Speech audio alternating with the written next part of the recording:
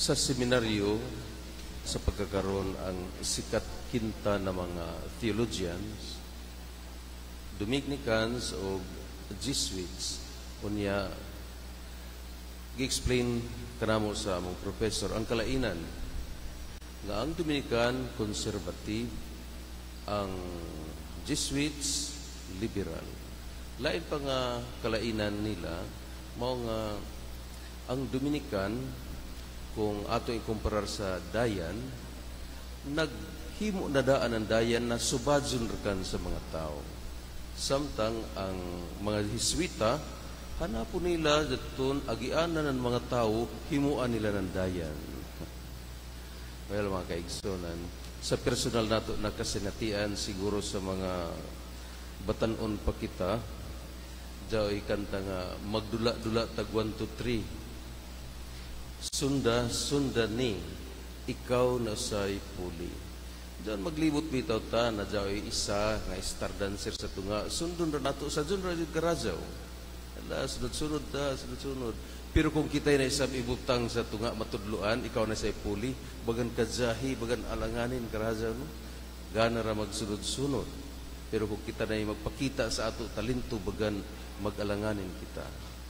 Mo na isahay makaingon ta nga sa genre ang pagtuman. Pero lisod ang pagbuhat no. Sa genre ang pag-observe, kung magsunod-sunod na lamang kitag balaod, sa genre gadud karajaw perpikon pa nato. Pero kung kita na isay hatagan ng katungod sa pagpakita, kung unsay atong mahitampo sa katilingban, bagan maglibog na kita, mag-alanganin na kita. Unsa may ato ikatampo para sa kalambuan, kasulbaran, karadyawan, hining katilingban sa atong kahimtang nga tawhanon. Ang atong Ginoong Hesukristo, mga kaigsunan, nagtudlo karon og hayb niining nga mga aspeto sa atong kinabuhi. Iyang gid pahimangnuan ang mga Parisiyo ug kining magtutudlo sa balaod.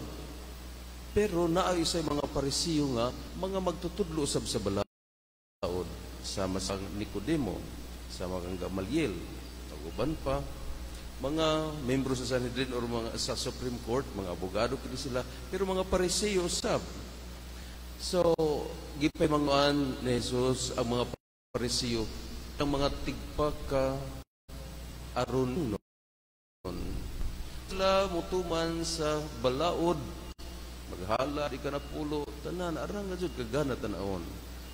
Pero kung sila na isay hataganan judgment call, kung naay sitwasyon nga nagkinahanglan ang mga tao, usay bidyaan rang nila bisan nga ni kung himatyo na ang the good Samaritan kahinumdum kamo, ang pari igo rin taon mo tan-aw sa gitulisan nga mapatazay na. So ang hangyo sa Ginoong Hesukristo mao nga ang balaod maradyaw gud karajaw kana ngani ang Dios may naghatag og balaod, divine law or positive law pinaagi kang Moises para sundon sa mga Israelita. Pero sa laing bahin usab ang espiritu sa balaod mo'y importante. Dili lamang kay kanunay kita magtuman, magsunod-sunod, kita isay magpakita kung unsa ang espiritu sa balaod. O kini gibat-bat na ni San Pablo sa unang pagbasa, ang gugma, kalipay, or pagmaya, pasensya, kalinaw, pagkamalumo, pagkontrol sa kaugalingon, pagkamanggihatagon, gibat-bat man ni San Pablo. Kaya ang atong kinabuhi mga kaigsunan, dili lamang external, kini makita nato sa gawas, na usay interior or internal life nato. Unsay sulod sa atong hunahuna o kasing-kasing, kana may ato asahay tagdon ug ato kining plastaron nga magmix, admixture of the law and the spirit of the law. Para ang atong kinabuhi nga mga Kristiyano hybrid. Pareha sa sakyanan karon nga mga hybrid, magamit usa og gas pagpadyagan, tapos samtang nagyaga nagkarga o power sa battery storage, pagka mapuno na kana siya, ang battery na usay maghatag og energy sa makina. So gamay ray magasto na fuel, hybrid. Inga na usab ang atong kinabuhi. Well, magsunod kita sa mga balaod maradyaw gadto siya.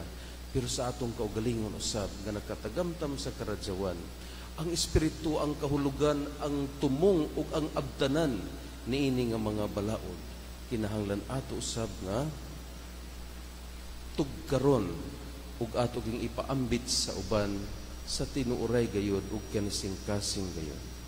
Mao kana siya ang espiritu sa balaod, gugma ug hustisya.